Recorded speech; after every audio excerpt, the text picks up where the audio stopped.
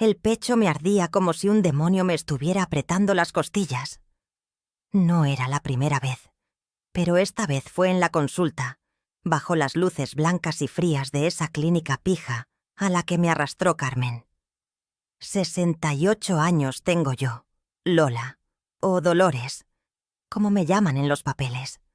68 años de fregona y de lejía, de saber lo que es el dolor en las rodillas y el orgullo de tener algo mío.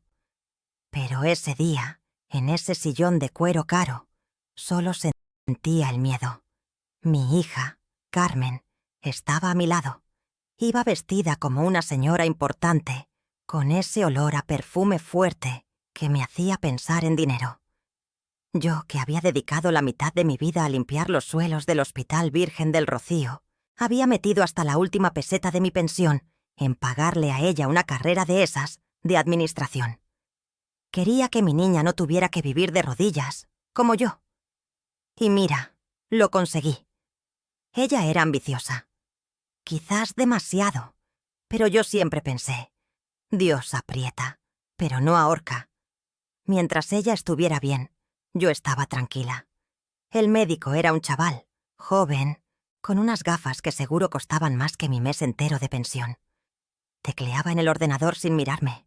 Él hablaba de tensión muscular severa y arritmias intermitentes. A mí solo me sonaba a una cosa: dinero. Doña Lola, me dijo con esa voz de que sabe más que tú. Necesitamos descartar varias cosas. Recomiendo una serie de estudios cardiológicos avanzados. Serán costosos, por supuesto. Escuché la palabra costosos y sentí cómo se me iba el poco aire que me quedaba. Yo, que siempre fui fuerte como un roble. Yo, que con solo subirme las escaleras de mi casita, ya tenía el corazón desbocado, como si quisiera escapar. Le dije al médico, con la voz temblando, que solo sentía un poco de ahogo después de subir. «Esto es preventivo, Lola», interrumpió Carmen, poniéndome esa mano firme en el hombro. Una mano que no me consolaba, sino que me empujaba.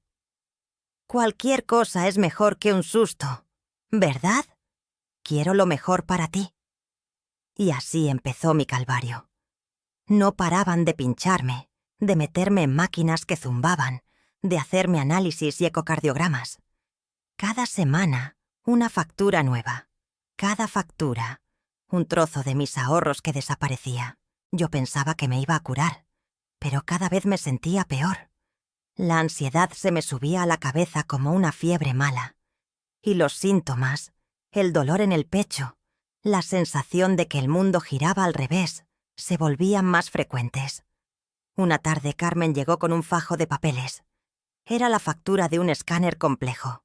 Un escáner que, para variar, no había dicho nada claro. Solo que necesitábamos más escáneres. Miré los números y la caja de lata donde guardaba mis poquitos euros. Estaba casi vacía. Sentí un vacío horrible en el estómago. Ahí comprendí que el negocio de la enfermedad es más cruel que la enfermedad misma. «No te preocupes, mamá», me dijo Carmen esa noche. Se sentó en mi sofá, pequeño, de terciopelo viejo. Miraba las paredes, el techo, como si estuviera midiendo el valor de cada ladrillo, no mi valor. Ahí soltó la bomba. No le dio vueltas. Era fría como un bacalao congelado. «Hay una solución simple y rápida, antes de que tu salud empeore y necesites atención 24 horas. La miré, sin entender nada. «Tenemos que vender la casa», soltó. Sentí que me rajaban la dignidad, mi casita, mi refugio, lo que yo había ganado con 40 años de lejía. Era el único recuerdo tangible de mi esfuerzo, de mi vida. «¿Vender la casa, Carmen? Es lo único que tengo». Ella se puso impaciente. Su cara se tensó. Ya no era la niña asustada. Era una mujer de negocios. Y yo era un problema en sus cuentas. «Lo que tienes es tu vida, mamá. Y no vamos a dejar que esta enfermedad te la quite. Con el dinero de la venta y lo que te queda, te aseguras los tratamientos que necesites. Si esperas más, el mercado bajará y perderás todo. Prometió que me ayudaría a buscar una residencia pequeñita, cómoda, mientras ella administraba el resto del dinero para mis medicinas y mis cuidados. Parecía tan razonable, tan preocupada, que yo de pronto me sentí estúpida por resistirme. Asentí, derrotada, sintiéndome de repente 10 años más vieja. Pero la cosa se puso fea de una manera que me hacía pensar mal. Empecé a notarlo sin querer. Me sentía muy mal, sí. Me faltaba el aliento. El corazón me daba golpes y la cabeza me explotaba con las preocupaciones. Pero ¿por qué siempre pasaba después de las visitas de Carmen? Ella venía, me preparaba una de esas infusiones relajantes que me insistía en tomar. O me traía un poco de caldo casero, supuestamente sin sal. Y después de tomar eso, la ansiedad me subía hasta el cielo. El dolor en el pecho regresaba con tanta fuerza que pensaba que me iba. Un día se lo dije a doña Pilar, mi vecina de toda la vida. Le dije que me sentía enferma, pero que el miedo a decepcionar a mi hija, a decirle que no quería vender, me mataba más rápido. Pilar, que es más lista que el hambre, me miró con esos ojos suyos pequeños y penetrantes. Lola, no te fíes ni de tu sombra en estos tiempos. El diablo viste de seda. Me dijo que era raro, muy raro, que los síntomas de ansiedad y la punzada vinieran siempre con esa regularidad. Yo intenté convencerme de que era la vejez, de que era la cabeza, pero la duda ya se había metido en mis entrañas como un gusano. ¿Y si no estaba solo enferma? ¿Y si mi hija, con toda esa ambición y esos trajes caros, estaba más interesada en mi casa que en mi salud? Me daba vergüenza pensarlo. Yo, que no le había faltado de nada, que le había dado hasta el aire que respiraba. Cría cuervos, pensé, y te sacarán los ojos. Pero Carmen era mi sangre. Era imposible. Esa noche no pude dormir. Había intentado hacer la técnica de respiración que había encontrado en Internet. 4 segundos para tomar aire, 2 para aguantar, 6 para soltarlo. No funcionaba. Mi cabeza era un tambor de guerra. Necesitaba un vaso de agua. Salí de puntillas, sin hacer ruido, pensando que Carmen ya se habría ido a su piso, o que estaría durmiendo en el sofá, como a veces hacía. Pero no. Cuando llegué al pasillo, vi la luz del móvil encendida en la sala de estar. Carmen estaba sentada en el sofá, hablando en voz muy baja.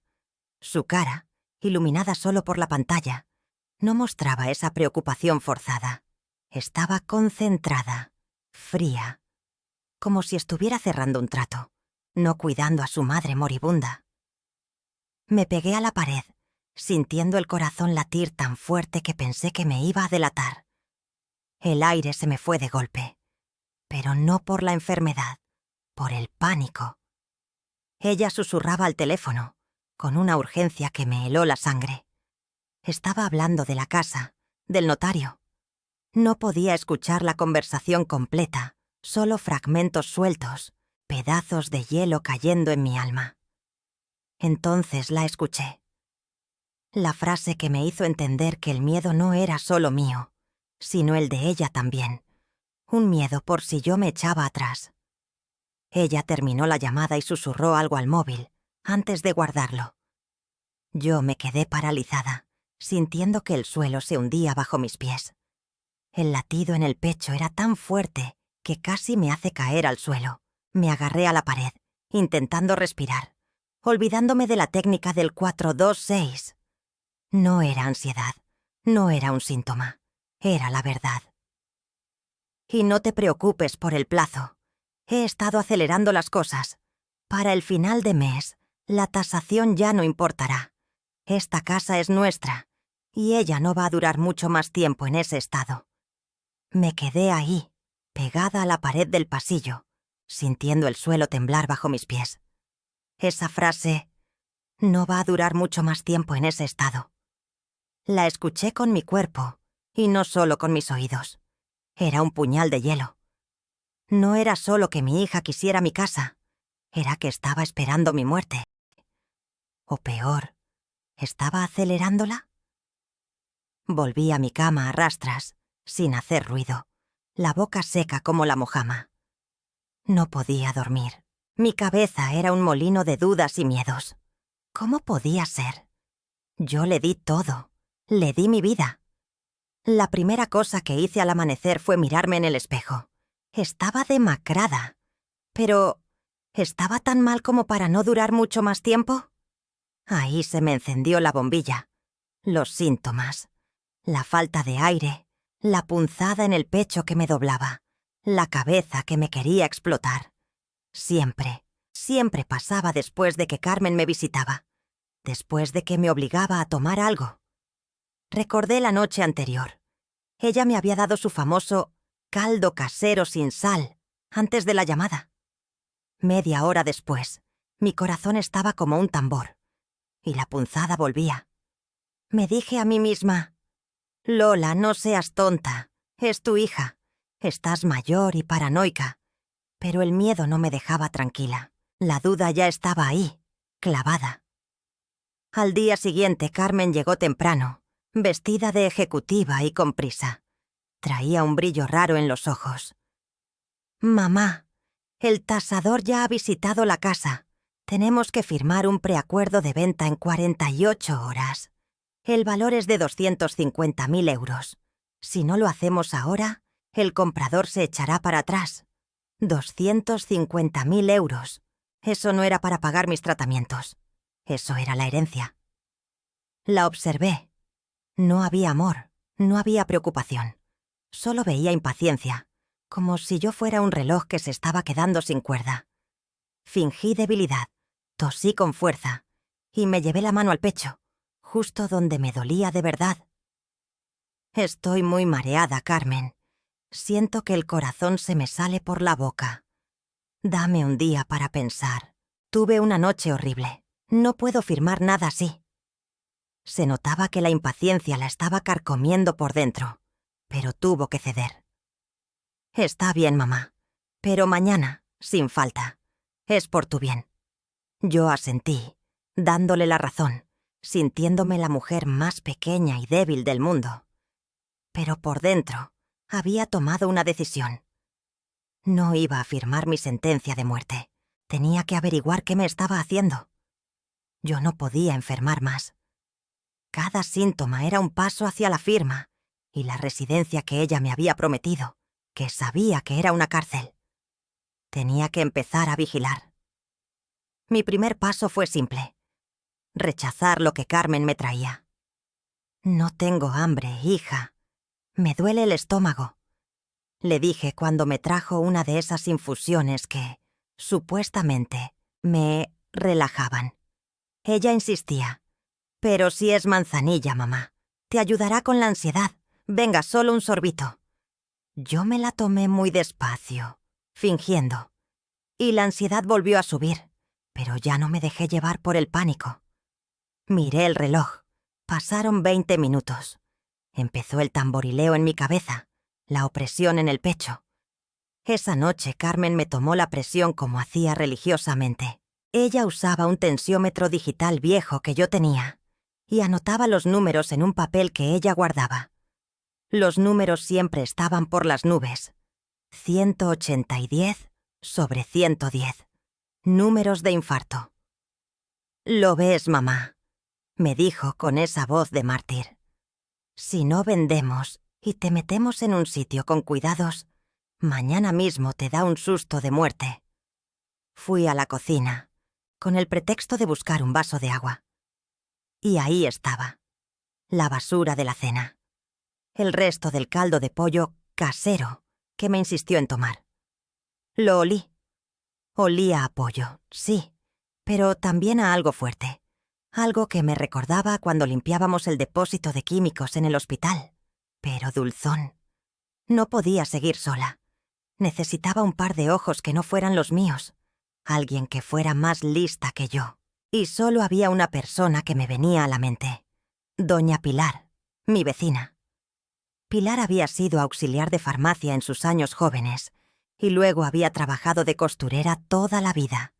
Era lista, observadora y tenía una cosa que a Carmen le faltaba: corazón. Aproveché un momento en que Carmen salió a hacer unos recados bancarios, seguro a ver al notario, para ir a casa de Pilar. Le conté todo: la llamada, la frase, los síntomas que siempre volvían después de la comida de Carmen. Pilar, con esos ojos pequeños y penetrantes, me escuchó en silencio. Cuando terminé, me miró muy seria. «Lola», me dijo, «tú no estás paranoica, eres lista. Tu corazón y tu cuerpo te están diciendo la verdad. Esa ansiedad, ese ahogo. Puede ser muchas cosas, pero que te suba la presión así de rápido y siempre no es normal. La ambición de tu hija no es solo dinero, es el tiempo. Ella quiere que te vayas rápido». Le hablé del caldo de pollo y de la infusión. Pilar asintió. «Hay cosas en la cocina, Lola, que se usan para potenciar el sabor, que son peores que el veneno lento. El exceso de sodio, por ejemplo, le dispara la presión a cualquiera que tenga la tensión alta. Y la ansiedad. La ansiedad es un síntoma de alerta del cuerpo. ¿Qué más te ha dado?» Le recordé la caja de pastillas que ella me obligaba a tomar para relajarme antes de dormir, que me dejaban la cabeza pesada, pero el corazón acelerado. Pilar se levantó de golpe. «El método de tu hija es claro: darte cosas que eleven tu presión a niveles peligrosos, forzando un infarto o un derrame cerebral. O simplemente hacerte sentir tan mal que firmes los papeles porque piensas que vas a morir de todas formas». La verdad me golpeó más fuerte que cualquier dolor en el pecho. Yo, que había limpiado la suciedad de medio hospital, ahora estaba viviendo la suciedad en mi propia casa. El que busca, encuentra, pensé. Y yo había encontrado el horror. Necesitábamos una prueba. «Dime, Pilar, ¿qué debo hacer?», le rogué con la voz quebrada. Pilar se ajustó las gafas. «Tenemos que encontrar el veneno, Lola. Ella no va a usar veneno de ratas. No es tan tonta. Usará algo sutil, algo que parezca normal. Y tú, de ahora en adelante, solo comerás lo que prepares tú. Pero tienes que fingir que comes lo de ella. Y lo más importante, necesitamos que te estabilices por dentro, mientras por fuera te ven morir».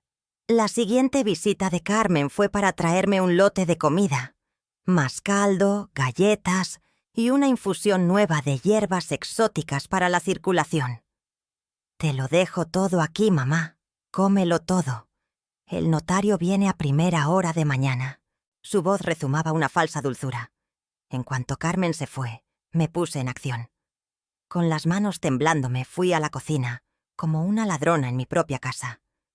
Revisé la nevera, la despensa. Nada obvio. Pero recordé lo que había dicho Pilar. Algo sutil. Fui al cajón de las especias, un cajón que Carmen nunca usaba porque ella solo cocinaba con esos sobres preparados que tanto le gustaban. Detrás de un paquete viejo de pimentón encontré un pequeño bote de plástico blanco. No tenía etiqueta. Dentro había un polvo blanco, cristalino. No era sal de cocina. Era demasiado fino. Lo olí. Me recordó al sabor artificial que tenía el caldo de pollo que tanto me había hecho daño. Con el corazón en la garganta, tomé un poquitín con la uña, solo para probar el sabor. Era un sabor fuerte, salado, pero con un golpe metálico. Este era el potenciador de sabor que Pilar me había advertido. Un aditivo con una dosis de sodio tan alta que, en una persona con tendencia a la hipertensión como yo, era un disparo directo al corazón. Lo guardé en la lata de galletas donde antes estaban mis ahorros. Ahora, esa lata guardaba mi prueba. Mi casa ya no valía 250.000 euros, valía la vida. Lloré, pero no por el dolor de cabeza o el pecho. Lloré la pérdida de mi hija. Mi pequeña, mi ambiciosa, mi sangre. Había planeado matarme por dinero. La rabia me quemó la cara y el pecho. Fui corriendo a casa de Pilar con el bote. Ella no necesitó hacer análisis. Lo reconoció al instante. Sodio concentrado, Lola. Y seguramente con algún estimulante para el sistema nervioso, para que la ansiedad te mate. Es el veneno moderno, el que parece comida. ¿Lo ves? No estás loca. Solo estabas enferma porque te estaban enfermando. Carmen se había asegurado de que yo estuviera en el peor estado posible para firmar. Tenía que revertir esto, y rápido. Si al notario le decía que no, pero mi presión estaba a 190, nadie me creería. Me internarían, y Carmen tendría el control. ¿Y ahora qué, Pilar? Mañana es la firma, le dije sintiendo cómo me regresaba el mareo del miedo. Pilar me tomó las manos. Ahora, Lola, vas a empezar a curarte, y vas a empezar con lo que tu hija te prohibía o ignoraba. El conocimiento simple. Ella quería que murieras de presión alta. Tú vas a bajarla con la mano, y vas a usar la técnica que encontraste en Internet, pero la vas a hacer bien. Me explicó que el dolor de cabeza, el ahogo y la presión venían, en gran parte, de la tensión muscular extrema que la ansiedad y el sodio me estaban causando. Lola, vas a usar 2 cosas.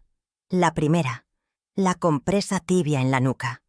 Una toalla mojada con agua caliente, no hirviendo. Y te la pones aquí, en la nuca, durante 10 minutos. Relaja los músculos del cuello que te presionan la cabeza.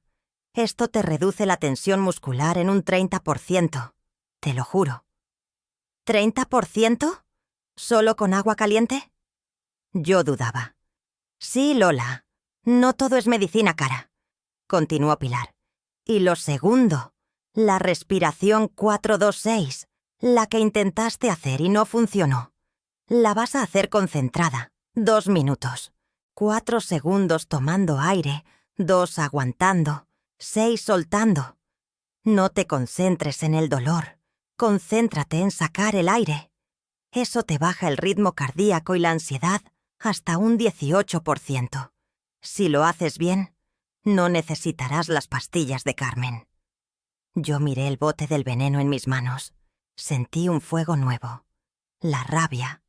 No iba a dejar que me ganara. Volví a casa. Carmen aún no había regresado. La casa se sentía como una zona de guerra, y yo era el soldado que tenía que sanar en secreto antes de la batalla. Me fui al baño. Abrí el grifo del agua caliente. Mojé una toalla pequeña. Me la puse en la nuca. El calor era fuerte, pero reconfortante. Sentí como la tensión, esa dureza de piedra que llevaba en el cuello por las preocupaciones y los síntomas, empezaba a ablandarse. 10 minutos. La cefalea tensional que me mataba empezó hasta a aflojar. Luego me senté en el sofá, donde Carmen se había sentado a planear mi ruina. Cerré los ojos e hice la respiración. 4, 2, 6. Poco a poco, el tamborileo en mi pecho se hizo más lento. Me concentré en el aire saliendo, largo, como un suspiro. 2 minutos exactos. Me puse el tensiómetro digital de Carmen. Hice una medición. 168/100. Mal, pero no tan mal como las de Carmen. Hice la compresa tibia y la respiración de nuevo. 10 minutos. Volví a medir. 145/92. Me quedé helada. Yo misma, con agua y aire, había bajado mi presión. No un poquito, sino 20 puntos. La ciencia simple contra el veneno lento de mi hija. Decidí que iba a curarme. Y rápido. Empecé mi plan secreto. Solo comía frutas y verduras que yo misma compraba. Agua pura. Rechacé con excusas todo lo que Carmen me traía. Cuando ella me veía, yo fingía la fragilidad extrema. Me quejaba de visión borrosa y mareos constantes, síntomas que ella quería oír. Pero por dentro era una guerrera. 3 veces al día, la compresa tibia de 10 minutos y la respiración 4, 2-6 de 2 minutos. En 3 días, mi salud se estabilizó de forma increíble. Ya no me faltaba el aire al subir los escalones.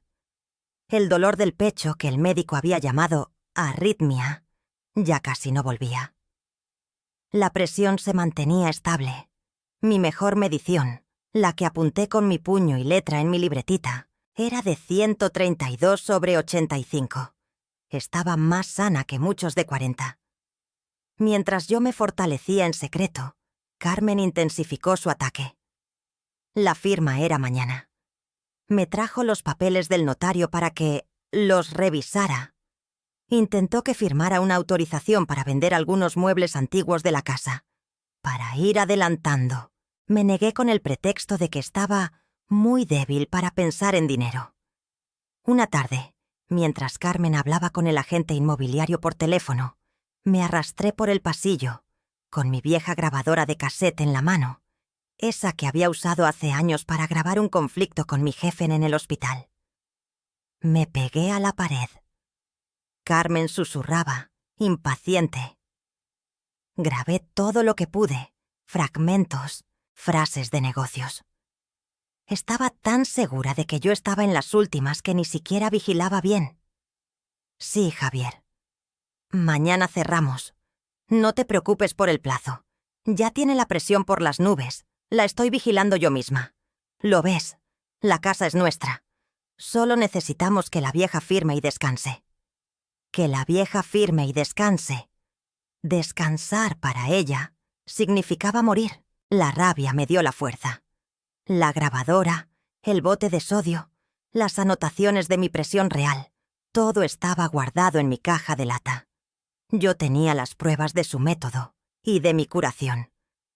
No solo tenía que desmantelar su plan, sino proteger lo único que me quedaba: mi casa y mi dignidad.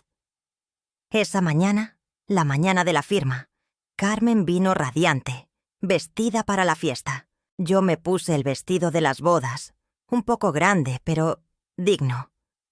Le dije que me dolía la cabeza para que no me tomara la presión. «Estás pálida, mamá», dijo Carmen, con un tono falsamente preocupado. «Firma esto rápido y podremos empezar los tratamientos caros que necesitas». Ella creía que yo estaba a punto de desmayarme, que mi presión estaba a 200 y que firmaría sin leer. Me acerqué a la mesa donde estaban los papeles del notario. Pero Lola no estaba sentada, estaba de pie. Yo no solo estaba de pie. Esa mañana, doña Pilar me había acompañado, con la excusa de un último paseo, al centro de salud del barrio. Allí, una enfermera del ambulatorio, lejos de las máquinas pijas de Carmen, me había tomado la presión. Estaba normal, controlada. 133/85. Tenía un papel firmado y sellado por un médico del estado. Mi hija, la que me había traicionado, me sonreía con arrogancia. Se inclinó para guiar mi mano hacia la pluma. Pero en mi mano no había un bolígrafo. Había la pequeña grabadora de cassette y un certificado médico oficial que demostraba, sin lugar a dudas, que mi presión arterial estaba perfectamente controlada. La anciana, que supuestamente se desmayaría al menor esfuerzo, estaba lista para enfrentarse a su hija y revelar que todo había sido documentado. Faltaban dobles horas para que mi hija descubriera que la madre que intentó matar estaba más viva que nunca. Antes de continuar, cuéntame desde dónde estás viendo esto. Me encantaría saber hasta dónde llegará esta historia. Llegó el día.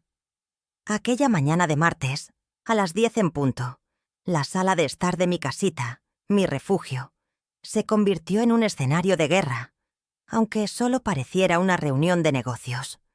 Carmen había venido vestida de gala, con un traje de chaqueta color crema y zapatos que brillaban, lista para la firma. Estaba radiante, impaciente por asegurar esos 250.000 euros que, según ella, eran mi herencia. El notario, don Ricardo, un hombre pequeño y serio, revisaba los papeles de la procuración sobre mi mesa de comedor. A su lado, Javier, el agente inmobiliario, bebía un café con falsa tranquilidad. Yo entré en la sala, con mi viejo vestido de bodas, y fingí la debilidad que Carmen tanto esperaba. Me llevé una mano al pecho, quejándome de un mareo. Carmen sonrió. Se acercó a mí con una preocupación de plástico, lista para guiar mi mano hacia la pluma. «Firma, mamá. Es por tu bien, para que podamos empezar de inmediato los tratamientos caros que necesitas», susurró, inclinándose. Yo no me senté. Me irguí, enderezando mi postura con la fuerza que la compresa tibia y la respiración me habían devuelto. Solté el aire en una exhalación silenciosa. 4, 2, 6, sintiendo la calma inundar mi cuerpo. El cambio en mi rostro, que ya no era pálido sino firme, debió ser notorio. Carmen dio un paso atrás. Su sonrisa se congeló. «La firma no va a ocurrir, Carmen», dije, mi voz extrañamente firme, sin el menor temblor. Antes de que mi hija pudiera reaccionar, la puerta principal se abrió. En el umbral aparecieron doña Pilar, con una bolsa de tela de las que llevaba al mercado, y un señor de traje oscuro, el inspector Ruiz de la Policía Nacional. Carmen palideció. Su boca se abrió en una O muda de puro terror. Javier, el agente, dejó caer la taza de café. «¿Qué significa esto, mamá? ¿Quién es esta gente?». Carmen chilló, su voz volviéndose aguda. Deslicé mi mano hacia la mesa y no deposité un bolígrafo, sino el certificado médico oficial del centro de salud, sellado por el doctor. «Significa que la anciana que supuestamente está a punto de desmayarse no existe, Carmen. La única Lola que hay aquí goza de una salud envidiable». Señalé el papel. «Aquí está mi presión arterial certificada esta mañana, inspector. 133/85. Totalmente controlada. No estoy muriéndome, hija. Estaba siendo envenenada lentamente para que tú creyeras lo contrario». El notario y Javier se miraron con alarma. Carmen intentó minimizarlo con una risa nerviosa. «Esto es un montaje, mamá. Estás senil. El tensiómetro de casa de ayer marcaba 180/10/110. «Ah, el tensiómetro de casa», repetí, sin piscar. Saqué la pequeña grabadora de cassette y la puse en el centro de la mesa de madera. Su sonido mecánico al empezar a funcionar fue estruendoso en el silencio de la sala. La voz clara y metálica de Carmen inundó la sala. «Sí, Javier, mañana cerramos. No te preocupes por el plazo. Ya tiene la presión por las nubes. La estoy vigilando yo misma. Lo ves, la casa es nuestra. Solo necesitamos que la vieja firme y descanse». Un suspiro colectivo recorrió la sala. Carmen intentó abalanzarse sobre la grabadora, pero el inspector Ruiz la detuvo con un gesto de la mano. Abrí la caja de lata donde antes guardaba mis ahorros y esparcí su contenido sobre la mesa. El polvo blanco, cristalino. Pilar se acercó. Lo señaló con el dedo. «Esto no es sal, don Ricardo.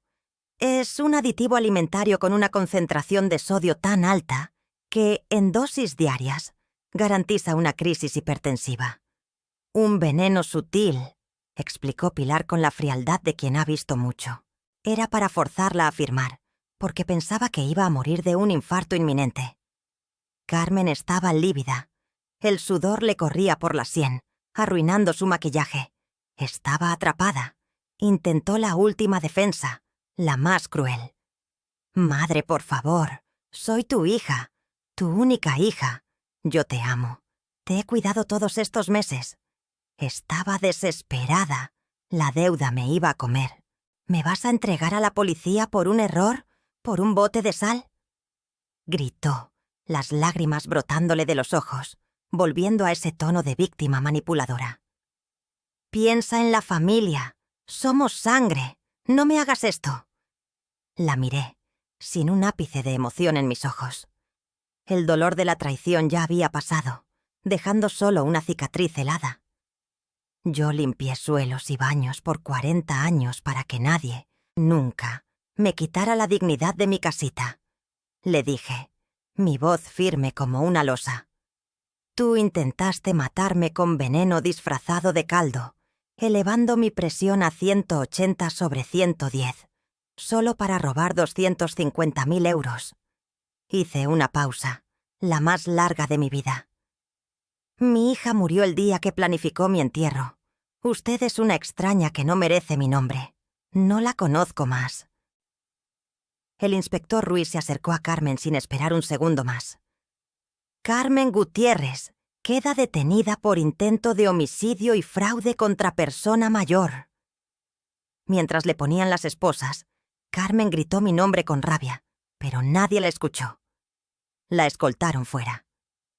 Don Ricardo, el notario, usó un sello rojo para anular todos los papeles de procuración y venta sobre la mesa. Javier, el agente inmobiliario, salió corriendo, avergonzado. Me quedé en mi sala, con doña Pilar a mi lado, respirando por primera vez en meses el aire puro de la victoria. El proceso judicial fue rápido y demoledor. Las pruebas, la grabación, el certificado de presión, la prueba química del aditivo y el testimonio de Pilar no dejaron lugar a dudas. Carmen fue condenada a 16 años de reclusión, en régimen cerrado por intento de homicidio, calificado y fraude. Perdió cualquier derecho sucesorio sobre mi patrimonio y fue desheredada formalmente. Además, la justicia la obligó a pagar 100.000 euros de indemnización por daños morales y físicos, una cifra que la dejó en la ruina. Su vida, construida sobre la ambición y los trajes caros, colapsó por completo. La comunidad de Sevilla, que la había visto como la hija ejemplar, la repudió con absoluto desprecio. El único lazo familiar que le quedaba, mi hermana y mis sobrinos, cortaron la relación, incapaces de perdonar el plan frío y calculado. Ella cumple su pena hoy en la prisión de Alcalá de Guadaira, aislada, sin visitas familiares y sin la casa que tanto anhelaba. Yo, Lola, me reconstruí. 1 año y medio después de ese día, mi vida era otra. A mis 70 años, me sentía más fuerte que a los 50. Había perdido 12 kilos que el exceso de sodio me había hinchado. Mi presión arterial, que Carmen intentó mantener en 180/110 mmHg, se estabilizó en 125/80 mmHg, sin necesidad de medicación. Mi casa se transformó en la sede comunitaria de un pequeño proyecto que, con Pilar a mi lado, llamamos Círculo Respira. No era una fundación elegante, sino una reunión de ancianos en mi patio trasero, donde compartíamos té y hablamos de cómo la vida nos había golpeado. Toda la indemnización la usé para mejorar la casa y comprar el material de los talleres. Mi propósito se convirtió en enseñar lo que Carmen me prohibía. Todos los martes y jueves enseño a docenas de jubilados a usar el conocimiento simple contra el estrés y la hipertensión. Les muestro cómo la respiración 4-2-6 puede reducir su ansiedad en 2 minutos y cómo la compresa tibia en la nuca alivia la cefalea tensional y la presión que les aprieta la cabeza, justo como me pasaba a mí. Ya he ayudado a más de 70 personas a bajar sus niveles de presión, usando solo el aire y el agua caliente. Pilar, que es más auxiliar de farmacia que yo, se encarga de los folletos y del té de hierbabuena fresca. Yo me encargo de las charlas, de darles la mano y decirles que no tienen que morir en silencio, que su cuerpo no les falla, que el mundo exterior es el que les ha fallado, a veces, con el rostro de un ser querido. Ahora, cada día, despierto a las 7, tomo mi infusión sin sal y salgo al patio. Carmen quiso que yo firmara mi sentencia de muerte. Yo, en cambio, firmé mi declaración de vida. Me senté en la silla de madera, sintiendo el sol de Sevilla. Hoy, la temperatura era perfecta. Puse la mano en mi nuca, por costumbre, y sentí los músculos suaves, relajados. Pienso en la grabadora y en el notario. Carmen quería que yo muriera para heredar la casa por 250.000 euros. Yo usé esa casa para dar vida a más de 70 ancianos. La venganza más silenciosa, descubrí. No necesita ni azúcar, ni sal, ni pleitos costosos. Solo un poco de fe en una misma. Y la resolución inquebrantable de respirar. Y si te quedaste conmigo hasta el final, déjame un comentario contándome qué te pareció la historia y qué tipo de historias te gustaría leer más. Muchas gracias por estar aquí. Hasta la próxima historia emocionante.